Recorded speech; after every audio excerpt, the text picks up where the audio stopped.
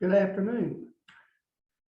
I'm pleased to welcome all of you to this session of the Arkansas Historical Association's 81st annual. And this particular session, Men on the Make, will feature three of Arkansas's most eminent historians, and I am very honored to present each of these to you. First, we will present Dr. John Kirk. He is the Donegan Distinguished Professor of History at the University of Arkansas in Little Rock. He's taught at the University of Wales and at the University of London in the United Kingdom before coming to the United States in the summer of 2010. Dr. Kirk served for 5 years as chair of the UA Little Rock History Department, and for 4 years as director of the Anderson Institute on Race and Ethnicity. He has authored, edited, or co-edited 10 books, published in a wide variety of journals, edited book collections, newspapers, and magazines. He's held several grants and fellowships in both Europe and the United States, including as Roosevelt Studies Center Fellow in Middelburg in the Netherlands, the John F. Kennedy Presidential Library Fellow, and the Rockefeller Archives Center Scholar in Residence. He will be presenting to us now his talk, Becoming His Own Man, Winthrop Rockefeller, from New Yorker to Arkansawyer.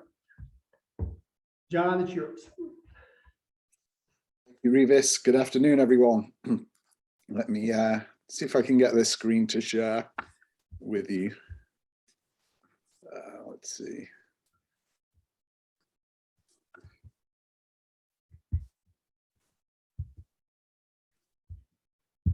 Okay, does that look good? We're all good. Everybody can see in here? Great, thank you. Yeah, my presentation today is based on my new book, recently published by the University of Arkansas Press, which you can see here, which is called Winthrop Rockefeller, From New Yorker to Arkansawyer, from 1912 to 1956. And in keeping with the conference theme, what I want to do today is look at the life of Winthrop Rockefeller through a gendered lens. And in 1966, when Rockefeller first successfully ran for governor and won election and became the first Republican governor of Arkansas in 94 years, he ran against the state's leading segregationist, Jim Johnson. And as Brock Thompson notes in his book, The Unnatural State, in the campaign, Johnson looked to use Rockefeller's gender identity and sexuality as a campaign issue.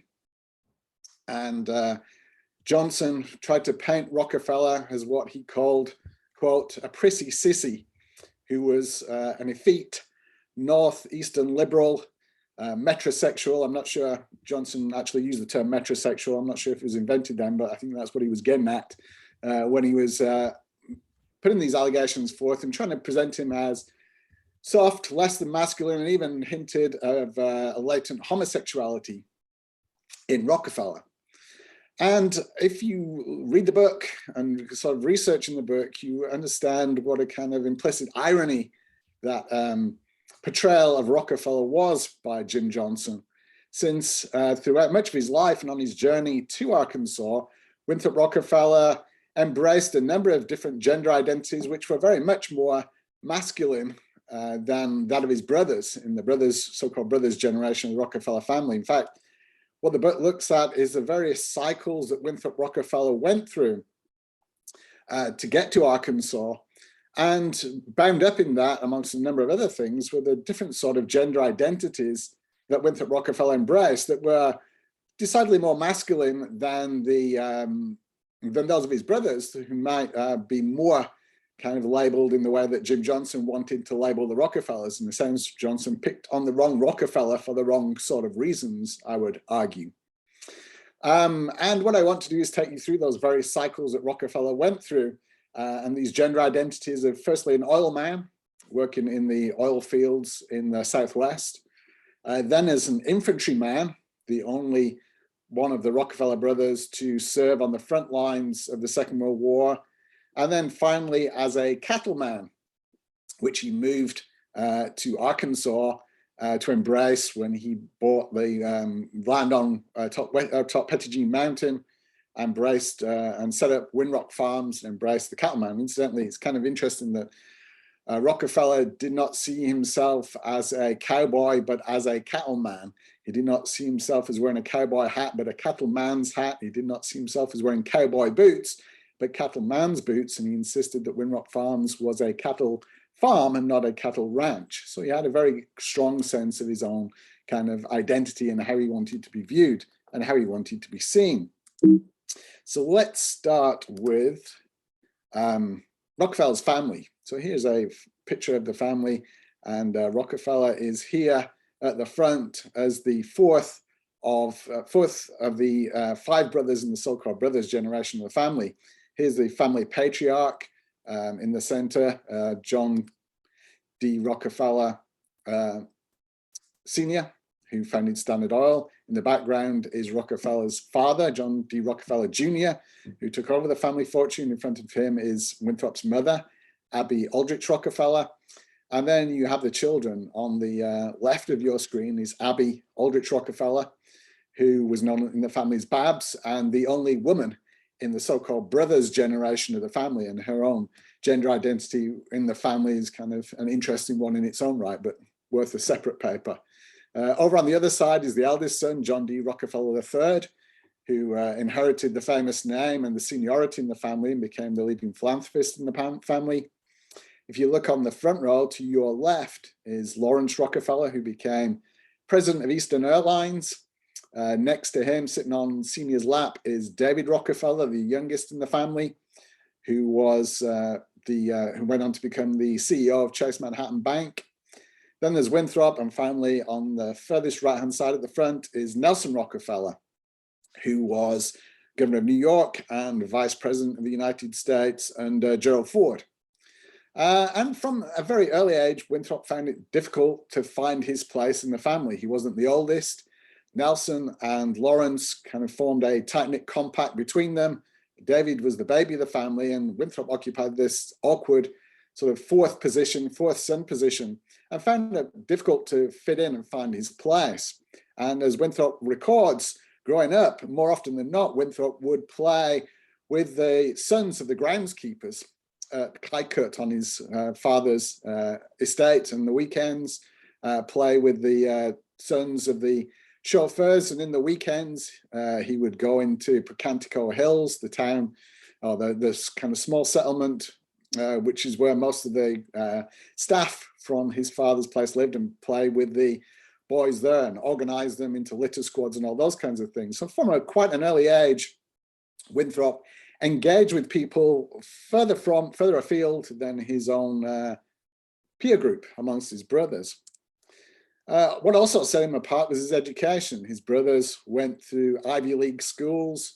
Winthrop struggled with his education in part because of dyslexia.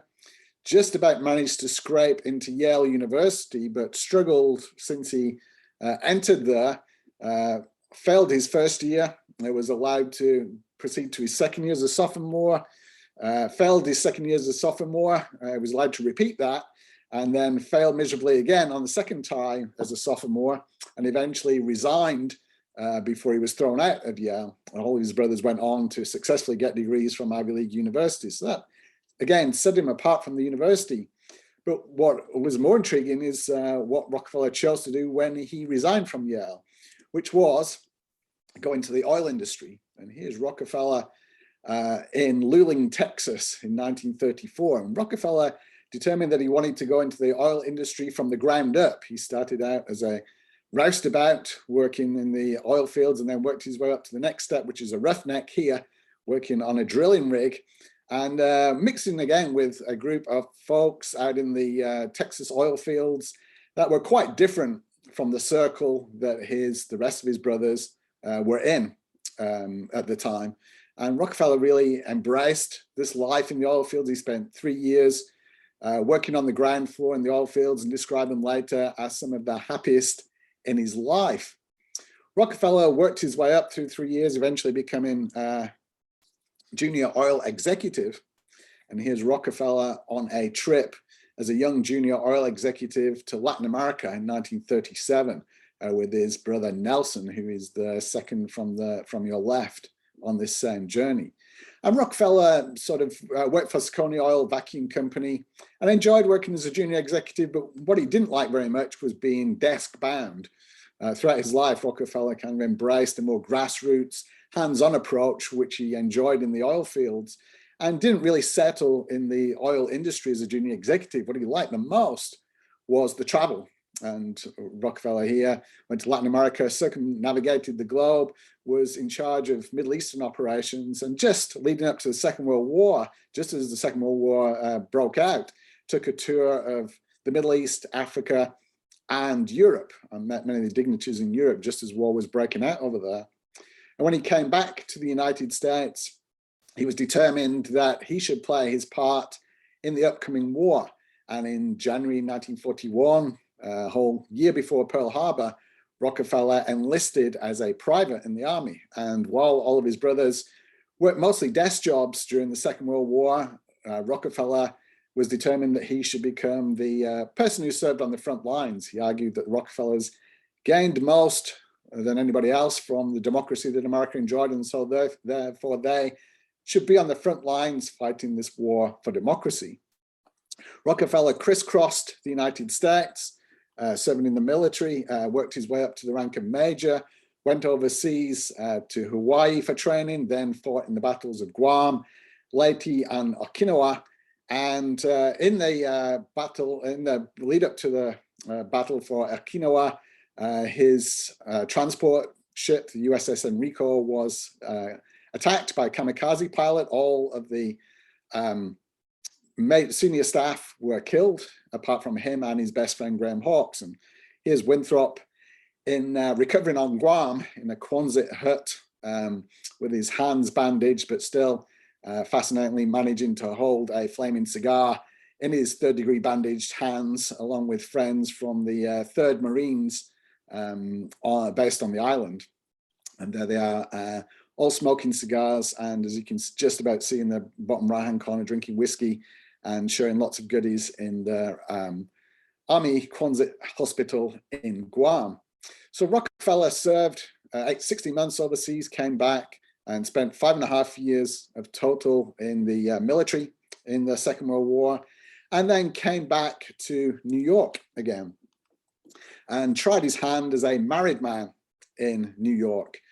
Winthrop came back, the only one of the brothers' generation who was not married and didn't have children. That was one of the reasons why he volunteered for service in the first place. He was the only one, even before the war, who was still a bachelor and didn't have any children. In 1948, having become a fixture of the so-called Cafe Society circuit in New York after the Second World War, he married Barbara Sears, here, better known as Bobo to the press, in February, on Valentine's Day, February 1948, and tried his hand as a married man and father. Winthrop Paul Rockefeller was born shortly after the wedding, 7 months after the wedding. And of course, Winthrop Paul Rockefeller finally followed his father to Arkansas and took over the management of Winthrop Farms and became a future lieutenant governor of Arkansas.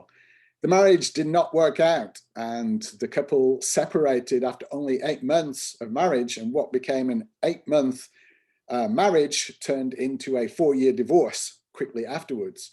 And it was a long and protracted divorce, during which the headline, Rockefeller and Bobo were permanent fixtures in the headlines in New York.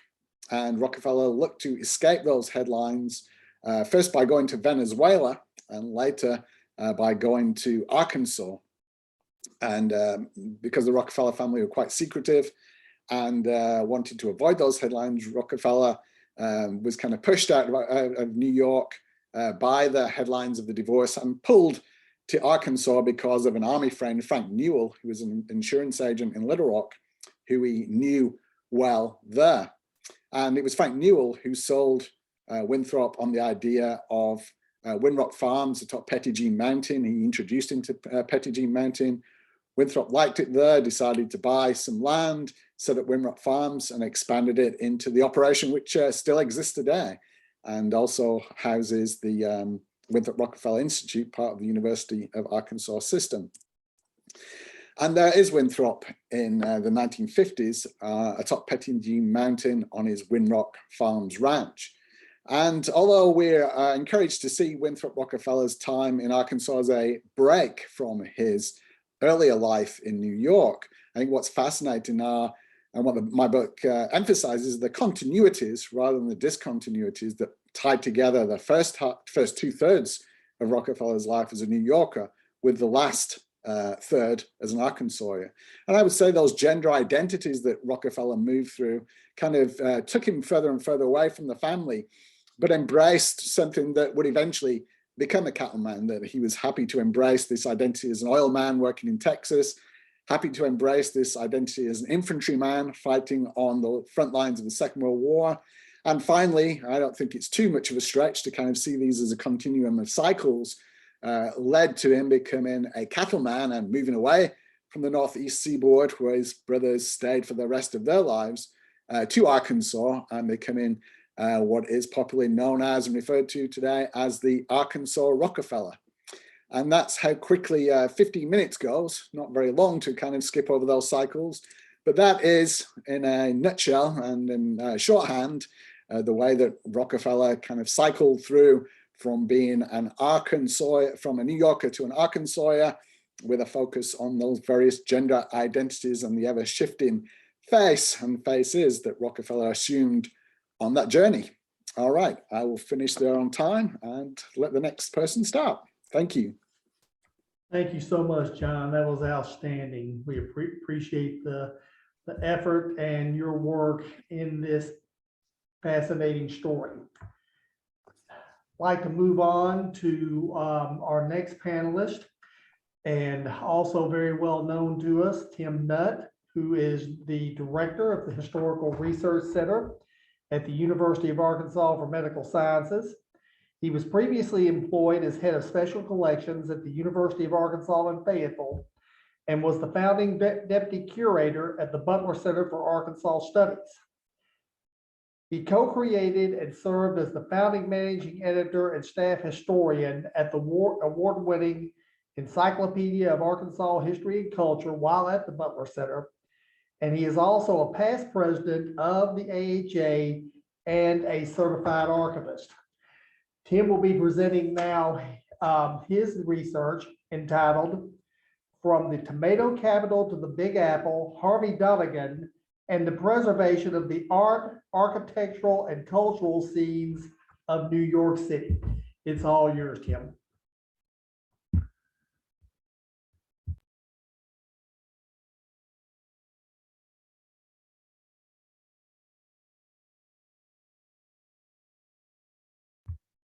Tim, you're muted. I'm sorry. You would think I would know that by now after all the Zoom presentations I've done. Sorry about that.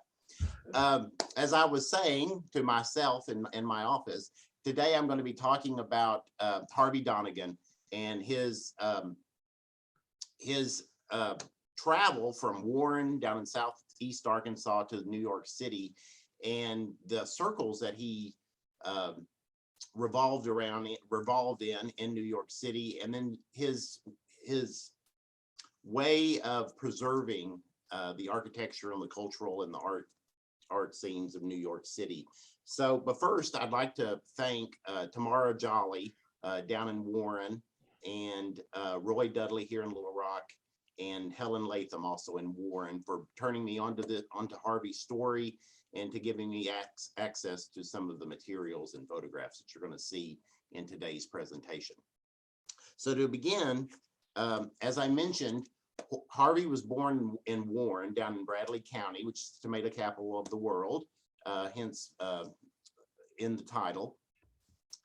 And Harvey was born in 1928. He was, at that time, Warren, it had grown significantly in the early part of the 1900s. In 1902, you had all the lumber companies building up in Warren. You had the Arkansas Lumber Company, which you see on the screen. You had the Southern Lumber Company and the Bradley Lumber Company, all coming in to harvest the timber that was present in Bradley County. To meet the needs of all these people who are coming into Bradley County, think about it. In 1900, the population of Warren was about 900. By 1910, it was over 2,000, and by 1930, it was over 2,500. So to meet the needs of this growing population and the visitors that were coming to Warren, there needed to be hotels. And so to do that, one of the families, and as you can see, Warren was pretty prosperous in the 1920s. The family, the Coker family, decided that they were going to build a hotel to serve the needs of the visitors to Warren. The picture on your screens, Coker Hotel, about 1945. It was actually built in 1916. The one that you see on the screen, that was the second incarnation of the hotel, which the first incarnation burned, and the second one, built in 1916, was actually the second brick building built in Warren. So it's located on Cedar Street, West Cedar Street in Warren. It's still standing today, sort of in a dilapidated state. But the Coker family they were really prominent in Warren. And so they had all these visitors that would come through the hotel and stay. It was a 30-room hotel. And one of those visitors happened to be Harvey Donegan Sr. And he was a hardwood floor salesman coming up from Louisiana. He would stay in the Hotel Coker, or the Coker Hotel. And while there, he met the Coker's daughter, Corrine. And they were married in 1920.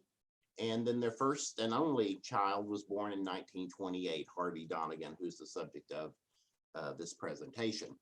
Harvey was he was a precocious child, I'll say that.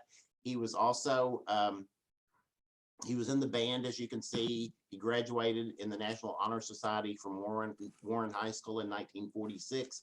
He went on to attend the University of Arkansas and got a bachelor's in journalism. And then from there, he went to Northwestern and received a master's in journalism. After his degrees, he had a brief stint in the U.S. Marines out in California. And then in 1954, he moved to New York City. The impetus for him to move to New York City was, according to him, was to go to the city, find an agent, a literary agent, and get his book published. The Hollywood Marines, that's a different title than the original one was, although I think it was called the Hollywood Man or something similar to that. So this is just, he wanted to work on this book. He wanted to get this published, but unfortunately, it was never published. And in the first year that he was in New York City in 1954, he got 4 rejection letters for this manuscript. That did not stop Harvey looking for other ways to make money besides going the literary route. He started looking into acting. He worked at McGraw-Hill for a while, working on journals. He had a degree in journalism, remember? But he did get a few acting gigs, both in acting in plays and a few movies, but he also did hand modeling. And I know you're probably thinking, as I did when I heard the hand modeling, that the episode from Seinfeld about George being a hand model. But these jobs brought in money and allowed him to live in New York City in the 1950s and 1960s, actually all the way up until his death. So not only in print, but also in commercials. He did a Volkswagen commercial in 1968. And then, as I mentioned, he was in a few plays as understudies in the background, in a few movies. One of the movies he was in, The Night They Raided Monkeys. I'd never heard of that movie. And probably very few people saw that movie. But nevertheless, he continued to write. And as he stayed in New York City, he kept a log of what he was doing that day, what happened on that day. So his diary really became an important resource in figuring out the people he met in New York. And later on, as we will discover, items that he discovered on the street or gifts that were received from other people, he documented in his diary. And later on, when his estate was sold, that provided the provenance for some of these items. So as you can see on the screen, February 1954, he saw a play. In April of 54, he saw Marlene Dietrich in a circus. He went to the Golden Globes. And then in 61, he talks about working for Sports Illustrated. And then if you notice down towards the bottom of that one on the right, in April of 61, he talks about Gore, and Gore Vidal becomes a really integral part of Harvey's life. Although I think reading from the correspondence, I get the impression that Gore was a bigger part of Harvey's life than Harvey was in Gore Vidal's life. I think Harvey wanted to be part of this circle, and that's not to say that Gore Vidal did not have a friendship with Harvey, but I think Harvey wanted this friendship to be more than it was. In this circle, in the circle of New York City, not in addition to Gore Vidal, Harvey talks about seeing Andy Warhol, meeting some of Andy Warhol's friends and boyfriends.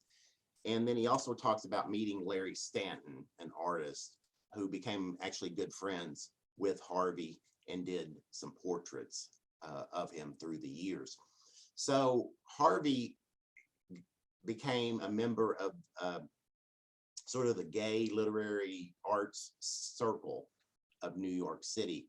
Now, I never found any evidence to say that where Harvey himself said, "I am gay," but I think reading from his correspondence with Gore Vidal, knowing his circle of friends, and just other clues along the way, I think it's a fair guess to assume that Harvey Donegan was gay.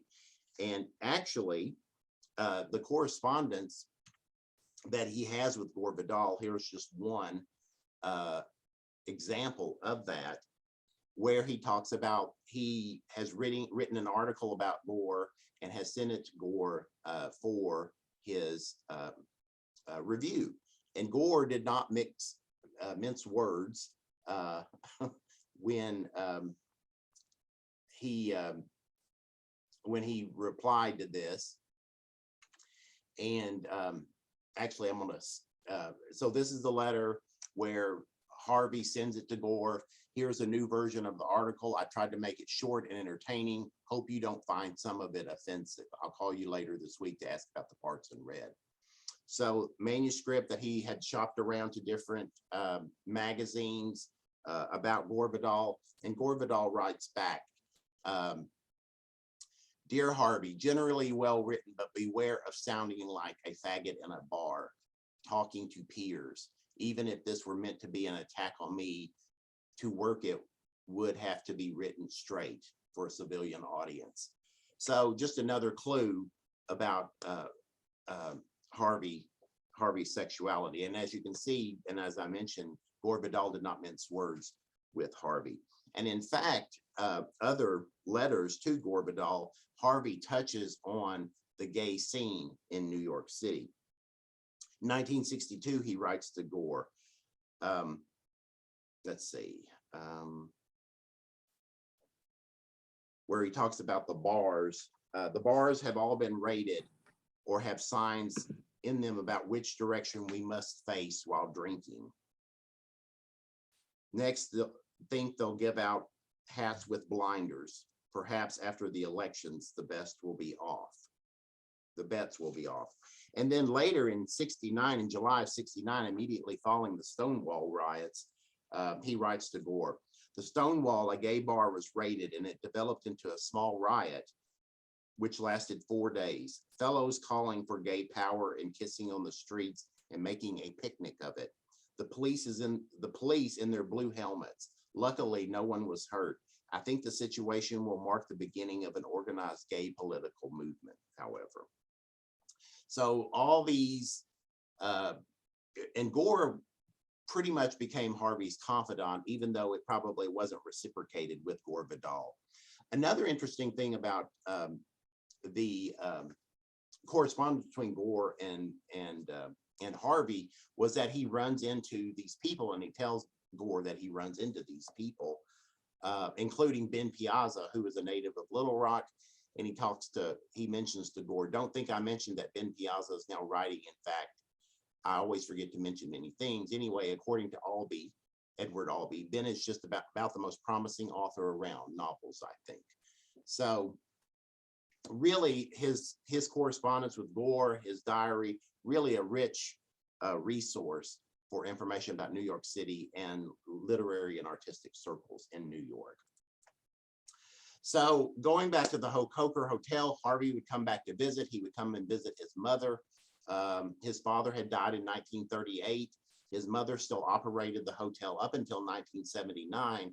And actually at that point, it had become sort of a retirement facility.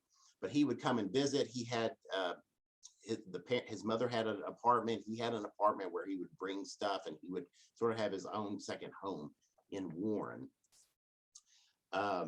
He died on Christmas Day, 2012, and he lived most of his life in this building on McDougal Street. But it was really after he died that the really interesting part of his life and collections came to light.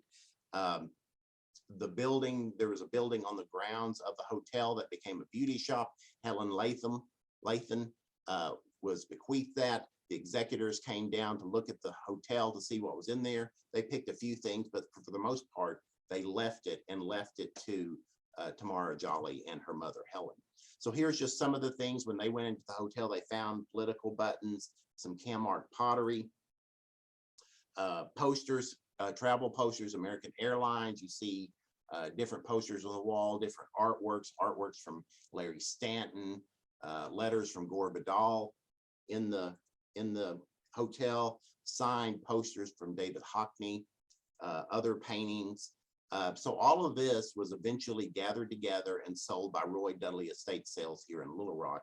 And in 2018, they had the sale in Little Rock. And from all accounts, there's a huge sale. Here's just some of the other images or some of the materials that were in, of course, posters, artwork.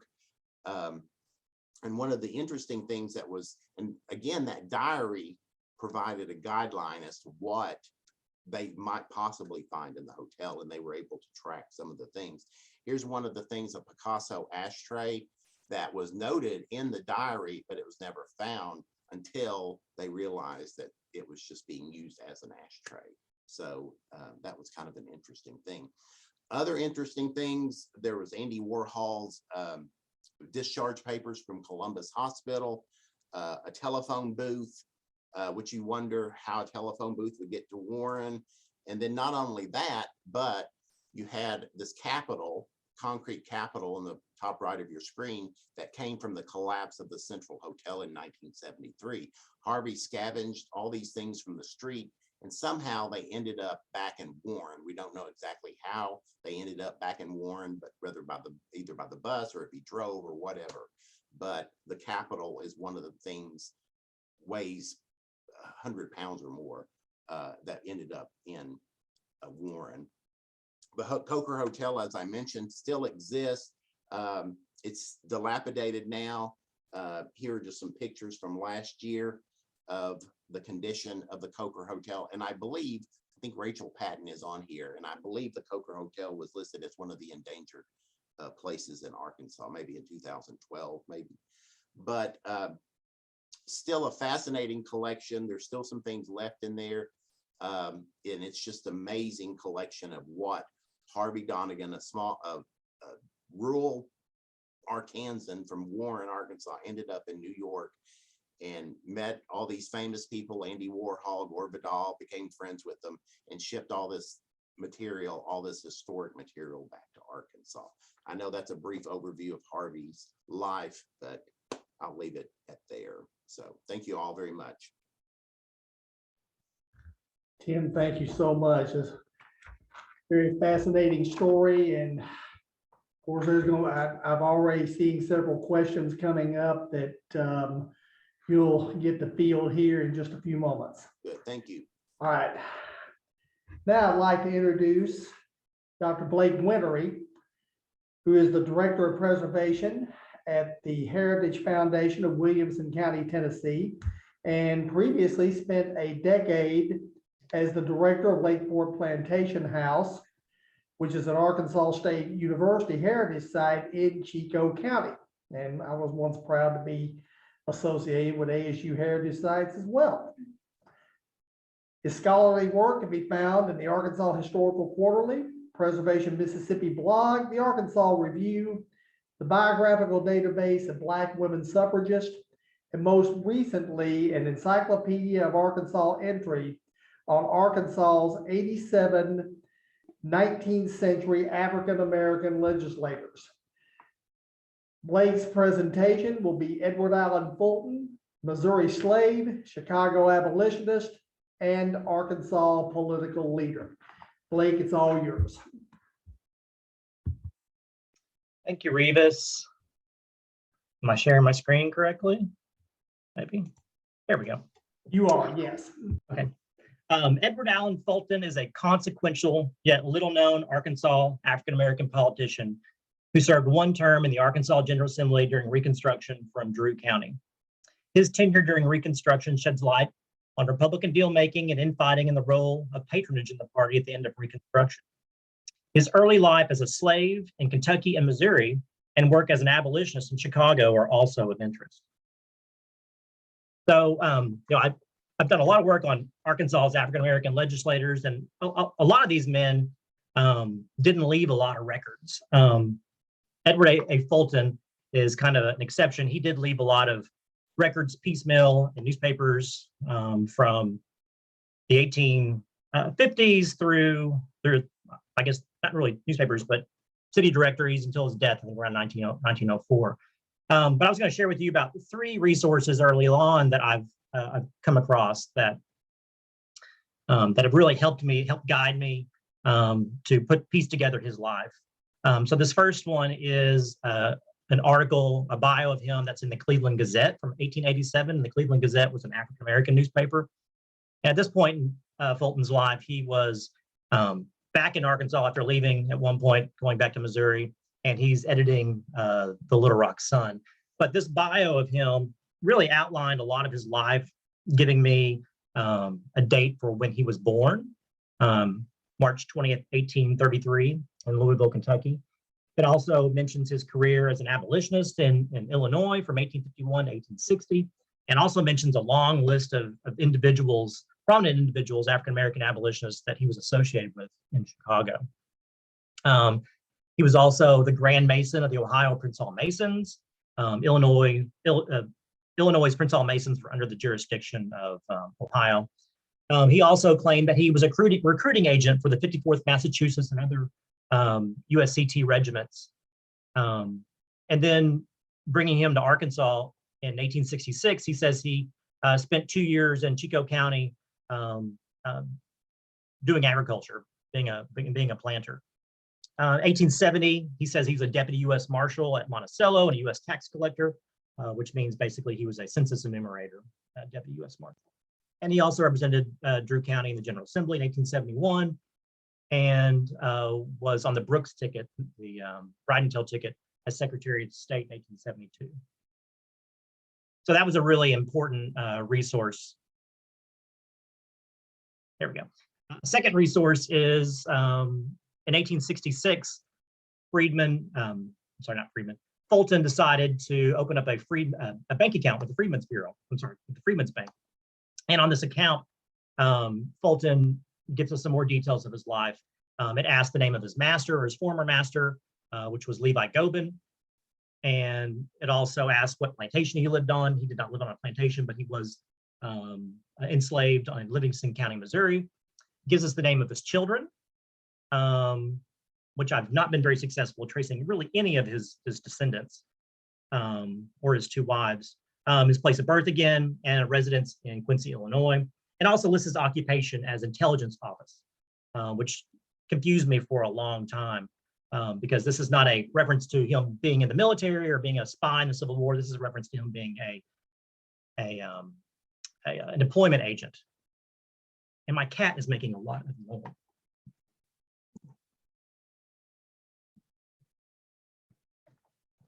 Very distracting, my cat. So this third source is Levi Gobin in Missouri in 1881, having a meeting with a lost Negro slave. And I believe that lost Negro slave is Edward Fulton. But it gives us some information about Fulton. It suggests there's a strong bond between these two because it says that they were both man and brother, which implies that possibly that the two of them were probably related by blood. But it also gives me a year of when Fulton found freedom. It says 1849. This is written in 1881, so 1849. It might be 1850 actually, based on the 1850 slave schedule. But gives me a time frame for when Fulton found freedom. But the Gobin family settled in Northwest Missouri in the early 1830s, and they may have been farming a little bit, but they made most of their money by operating a ferry, a blacksmith shop, and an inn. And this part of Northwest Missouri, really most of Missouri, was never large-scale slavery. In 1840, 5.4% of the population were enslaved, and in 1860 it had grown to 8.2% of the population. So scholars of slavery in Missouri and the Kansas-Missouri borderline have argued that small-scale slavery typified the institution in the Western state. And in small-scale slavery, there was greater intimacy between the enslaved and the enslaver family. It is also typified by mobility and hiring out to benefit the enslaver family. And then the death of a patriarch might also precipitate the breakup of the enslaved family. And I think that has something to do with what happens with Fulton. So in 1847, William Gobin, who was the father of Levi Gobin, six slaves valued at $1,400 that he inherited through his wife's family. So this is a kind of a simplified chronology of the fate of Gobin's enslaved family. There is a will from 1825 in which William Gobin's father mentions a slave girl by the name of Jenny, who was willed, who would have been about 14 years old then. But in 1847, William Gobin deeds 6 slaves and 40 acres to his 7 kids to be sold upon his death, with Levi Gobin, his oldest son, as the trustee. And actually, there's kind of confusingly, there are 2 deeds. One is recorded in the courthouse, and a second is mentioned in court records when all of the enslaved their ownership is in dispute. So Jenny is 36. That is going to be likely Fulton's mother, and her 5 children: Harriet, about age 17, Charles, about age 14, Mary Ann, around 8, and then 2 young mulatto boys who I believe are named Henry and James. But I believe that Charles is Edward Allen Fulton. Charles is described as mulatto. Fulton's described as mulatto. They're both born in 1833. And later on in court records, when the slaves are in dispute, Charles's name disappears from the inventory of the enslaved. So not exactly sure when William Gobin dies, but it's around 1848 or 49. He's probably, his death is becoming clear probably around 1847. But in 1848, there is already confusion about ownership of the slaves. There's a public auction in which the sheriff sells Charles, I believe it's Edward, and Mary Ann sells shares of them, not completely. So I don't know if Fulton was standing on the steps of the courthouse, but where he belongs is not clear. And then his sister Harriet is hired out by John Hudgens in 1849. Also that year, John Hudgens claims that he's the rightful owner of Harriet. At the same time, Levi Gobin claims that he is the rightful owner, and he begins a suit of John Hudgens. So that it's at this time period, either 1848 or 1859, that Charles Edward Fulton emancipates. And he also may have been hired out, giving him greater mobility. They're also in that part of Missouri where they're very close to other free states. But there's an inventory of the enslaved in 1851 when Gobin sells Jenny and her 4 children to Jewett Norris in Grundy County, Missouri, the county just north of there. And you see in that inventory, Charles is not there. Neither is Mary Ann, but Charles is no longer listed. I'm not sure what happened to Mary Ann, but I believe Charles escaped. And then in 1854, Jewett Norris sues Levi Gobin for $1,400 in damage because he bought that lot of slaves with the understanding that Levi Gobin had full ownership, but then all these siblings showed up and said, no, we own 1/7 of the family. So that becomes a problem, but also it comes up later on. So Fulton's about 18 years old when he arrives in Chicago around 1851. Fulton told the Cleveland Gazette in 1887 that he was an ardent and zealous laborer in the anti-slavery cause in Illinois from 1851 to 1860. In 1890, Fulton told a Northern Reporter that he was an escaped slave that worked in the Underground Railroad movement before the war and was connected to the John Brown movement. His affiliation with John Jones, who you see pictured there in the slide, is the best contemporary proof of his work as an abolitionist. So Jones was born free in North Carolina in 1816, and he was apprenticed as a tailor in Memphis and then came to Chicago around 1844. Jones was a well-known forceful critic of the Illinois Black Laws and the Fugitive Slave Law. And Jones hosted black and white abolitionists in his home, including John Brown and Frederick Douglass, most famous among them. Jones's daughter recalled their home was the local headquarters of the Underground Railroad and responsible for sending hundreds of fugitive slaves to Canada. So, most of what we know about Jones and his work as an abolitionist is I wouldn't call it hearsay, but it's mentioned in his obituary, and then his daughter and granddaughter also talked about it in published accounts. So, there's little doubt that Fulton was also involved in this. Fulton was the co-founder of the North Star Lodge of the Prince Hall Masons. The North Star Lodge is, definitely a reference to Frederick Douglass and abolitionism. John Jones is also a co-founder of that lodge. Fulton is a representative of Cook County in the Colored Citizens Convention for the state of Illinois. John Jones is also involved in that. Looking at city directories, I find that Fulton is working for the Chicago Democratic Press as a pressman. Sometimes he's listed as a clerk. There's one instance where he is listed as working for John Jones. Fulton is also getting married at this point in his life. He marries a woman, Anna, who's born in Louisiana, and they have 3 children by 1860. He's also gets a new job working as a porter on the Chicago, Burlington, and Quincy Railroad, which will eventually lead him to living in Quincy, Illinois. But of course, abolition, was personal to Fulton. So recall that in 1854, his family is under suit between Levi Gobin and Jewett Norris. So in 1855, apparently Fulton is well aware of this, and he traveled Chicago and Milwaukee in 55 and 56 to raise money for the purchase of his mother and brothers. Some articles just say mother, some articles say mother and brothers. His sisters are also enslaved, so perhaps he's trying to raise money for them. So he has until June 1856 to raise $1,200.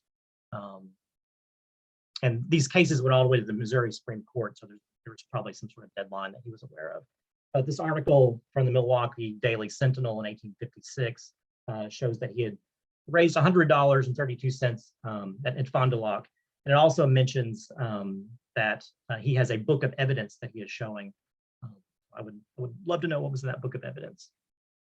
He's in Quincy, Illinois. He quickly integrates into the community there. He is in 1862, he starts advertising as a clothes cleaner.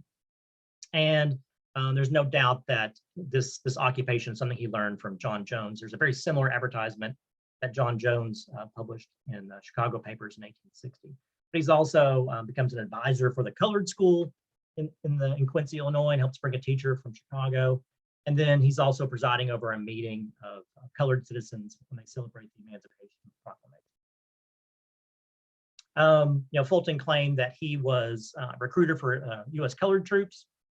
There is evidence that the men that he was associated with, including John Jones, were involved in recruiting USCT. And there's probably evidence out there somewhere that I could find his name associated with.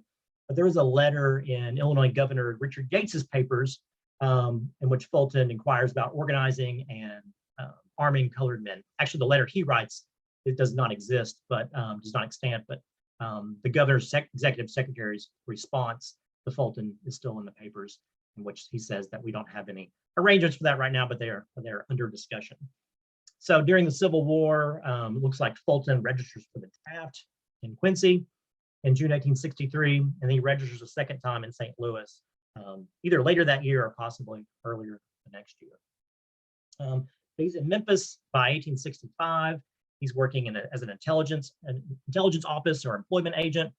In October 1865, he offered his services to General O.O. Howard at the Freedmen's Bureau and said that he is a colored man and who has sometime been doing business for the colored people of this part of the country.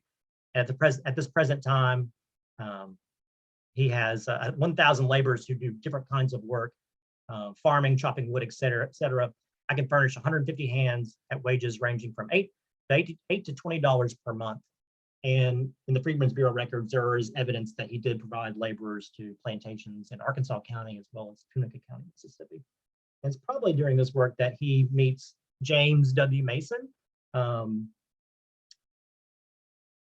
This is when he's in 1866, he begins, he's engaged in agriculture for 2 years.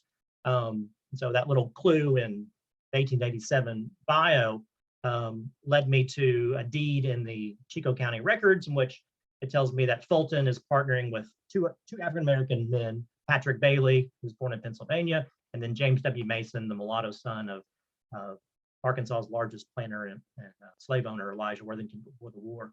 And they are growing cotton on the Red Leaf plantation, just a few miles probably less than a mile from Lakeport in the spring and fall of 1866. And Fulton looks like becoming indebted to James Mason, and he mortgages his interest in the cotton crop and 2 mules for $550. But I believe that his relationship with James W. Mason is probably key to understanding Fulton's early political career. Mason's a rising political star in Arkansas and even nationally.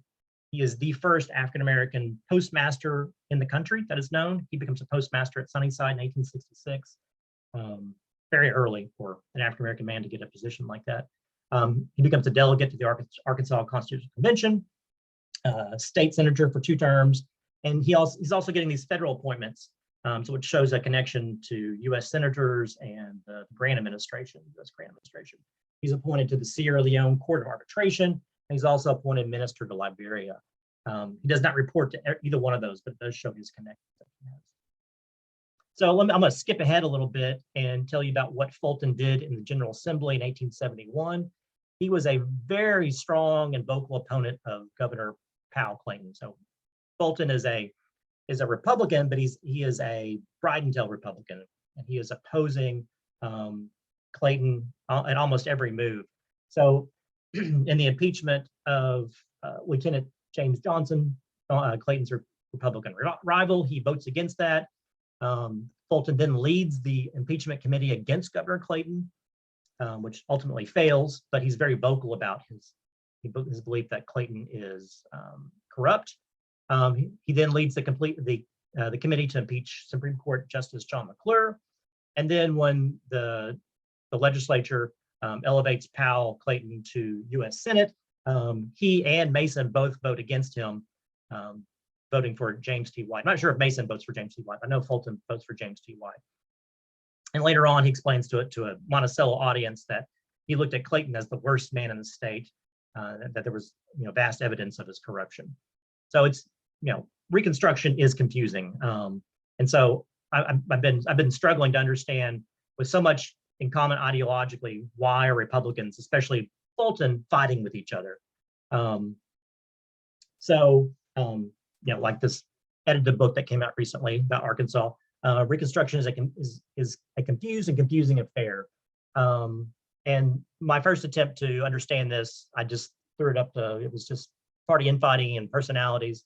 But I've been encouraged to think about it in a different framework. And so I've been using Lawrence Powell and Michael Fitzgerald's argument that Republican infighting was important to understand the collapse of Reconstruction, and that it was rooted in these incongruent elements, people who had much different interests in the Republican Party, they may have had ideological interests, but maybe their economic interests and their economic insecurity became a struggle for political patronage.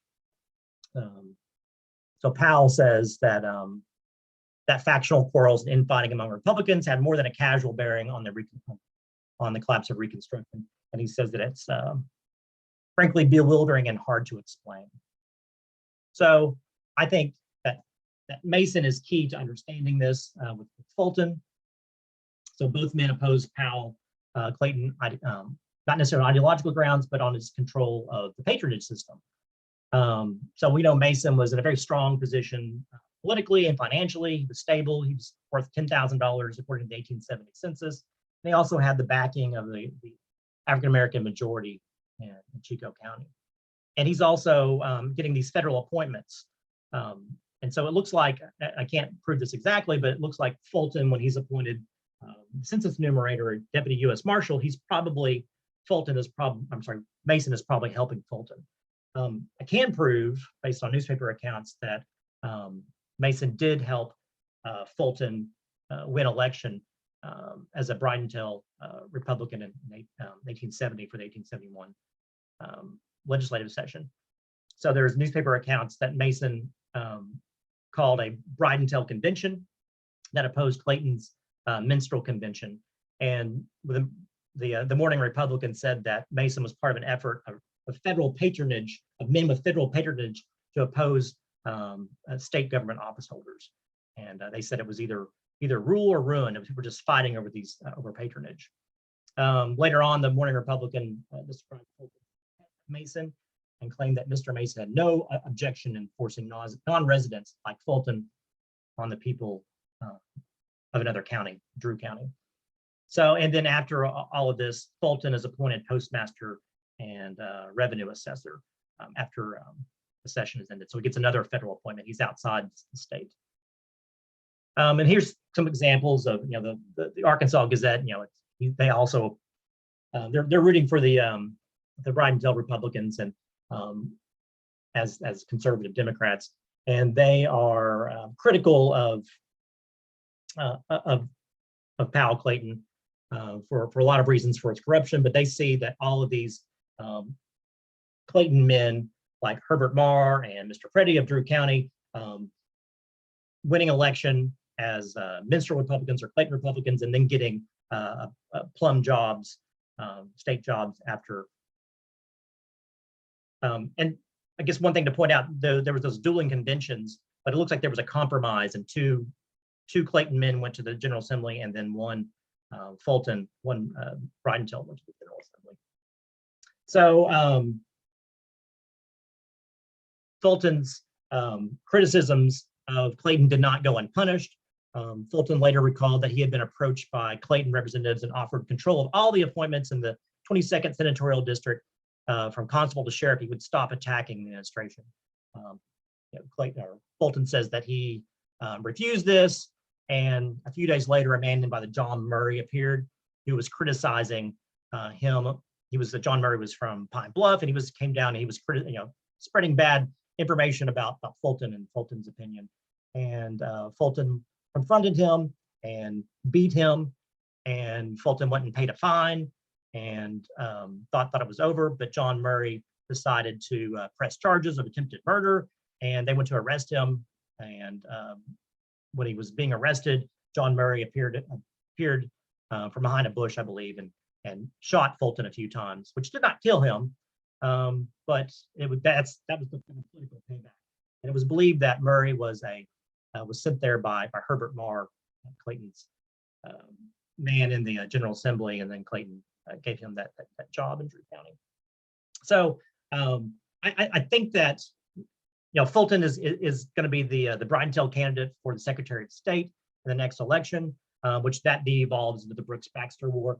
But I think this, looking at Fulton and the demise of Reconstruction Arkansas, is helpful to look at through this lens of patronage. So all this is kind of fresh for me, and I'm still trying to figure it all out, but that's where I am right now. Thank you. And Revis, you are muted still. I am. Yes, I'm sorry. Yes. And let's try to get at least a couple of questions in before we break. I know we are tight on time at the moment, but let's go to John Kirk. And one question is, how did Rockefeller meet Frank Newell? Right. They met first at Fort Benning in Georgia when they were in military service, and Winthrop Rockefeller was a machine gun trainer there, and they met very briefly, and then they rejoined at Fort Jackson in South Carolina when they were both assigned to the same unit, and then stayed together until they went to Hawaii, and then they got split up into different units, and their paths crossed in various campaigns across the Pacific, but they formed a lifelong friendship with one another. He was one of his two best friends. The other one was Graham Hawkes from New York. And Newell had always talked about Arkansas to Rockefeller during World War II and told him about how much he loved his home state and how beautiful it was down there. And after the war, Rockefeller tried to get Frank Newell to move to New York and join him in his family business there and help him with his operations. But Newell said, "I will see you in Arkansas before you see me in New York." And of course, that was quite prophetic and true, and he did. And when he was looking to escape those headlines from his divorce, of course, Rockefeller could have gone pretty much anywhere in the world he wanted to set up a new life. He had the resources to do that. But it was Frank Newell who determined that it was Arkansas that he ended up in. And Arkansas was pretty fortunate because of that in the long run. Thank you so much. Let's go to Tim for a moment. Why did Harvey have the hospital discharge papers for Andy Warhol? I don't really know. I can speculate that he was probably Andy Warhol. He might have picked Andy up at the hospital when he was discharged, or his boyfriend might have, and then they were going to throw away the paper and Harvey kept it. I don't know, but that's not the most unusual thing that was in that collection. So. Of course. Okay, let's see. Let me go back. Lauren, are you with us? What is our time looking like, or our remaining time? Okay, so there's not another session until 2:30. So if we do need to go a little bit over, that's okay. But try to keep it relatively short. Okay, we'll get a couple of more questions in. I'll go back to John. One question is, do you explicitly address in your book on the question of whether Rockefeller was gay or bisexual? No, I don't. It's an interesting question. You know, I gave a talk a couple of weeks ago to the history department's Evening with History series. And one of my colleagues is a geographer of the queer South, and remarked on the kind of queerness of a Rockefeller story. And, you know, it's, there's certainly no documented evidence of homosexuality or bisexuality, and there's certainly plenty of documented evidence linking Rockefeller with numerous women, particularly after the Second World War, when he was labeled in the press as America's most eligible bachelor, and was linked with, you know, a long string of movie actresses from Ginger Rogers to Mary Martin. But, you know, he was kind of that man's man generation that Hemingway was part of. And, You know, one of Hemingway's biographers said that Hemingway wasn't homosexual, but he was queer. So I think that the kind of relationship between that man's man kind of image and the queer identity is quite blurred during those decades in fascinating ways. But certainly I haven't found any documented evidence to suggest that. Okay. Blake, I think this more appears to be a statement than a question, and maybe you can expound upon it. The quote, "man and brother" may be a sly reference to the familiar abolitionist image of an enslaved man in chains asking, "Am I not a man and a brother?" Is there's something that you can expound upon on that statement to your manuscript? No, I've made note of that. I appreciate the comment, but I guess I might be surprised that would end up in a Missouri paper that maybe didn't have a whole lot of knowledge of abolitionist rhetoric. I don't know. I had to look into it further. Okay. There's one other question for John, and I'll let John get into it, even though that's an era I lived with. It was splattered all over the landscape. And the question being, was WR his signature or brand or both? Yeah, I saw it. It's a fascinating question. I saw that in the chat. I think it was his brand. I don't remember seeing him signing his name as WR before he came to Arkansas in that way. I think it was his brand that became his brand for Winthrop Farms. And I think in official capacities, he would later sign his name as WR, as those initials. But I think that was something that became the brand first and that he adopted more as a signature, as a kind of official business signature after he came to Arkansas than before. I don't recall him using that particular emblem in his signatures before he came to Arkansas. But yeah, it's certainly an interesting question. Okay. Well, gentlemen, I'm honored again to have been selected to moderate this session. This is my first one for the AHA. I've done some other conferences, but I kind of bragged a little bit when I told my wife who would be in this particular session. I said, well, they handed me one of our outstanding A teams in our work, and I have thoroughly enjoyed your answers to several of the questions that were presented, and look forward to working with you guys in the future. And thank you so much for everything you contribute to our work and to our state. Thank you. Thank you, Revis. Appreciate it. Certainly. And we're done until the next session.